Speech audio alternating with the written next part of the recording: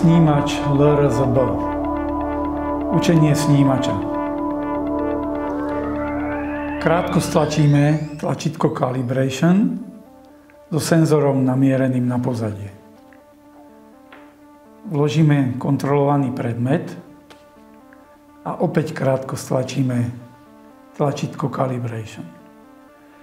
Hranicu zopínania môžeme jemne doladiť tlačítkom Down alebo Up.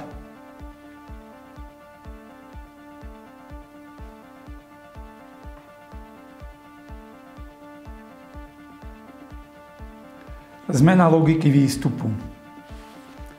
3 sekundy podržíme tlačítko Up.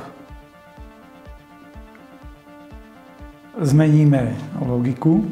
Chvíľu počkáme. Logika je zmenená.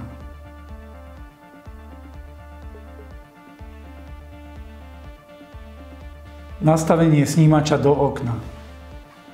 Krátko stlačíme tlačítko Calibration so senzorom namiereným na pozadie. Vložíme kontrolovaný predmet a druhýkrát na 3 sekundy stlačíme tlačítko Calibration. Rozsvieti sa nám aj oranžová kontrolka.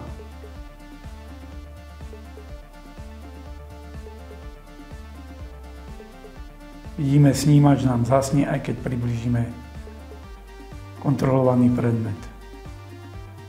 Hranicu zopínania môžeme opäť zmeniť tlačítkami Up alebo Down. Okno sa nám zúži.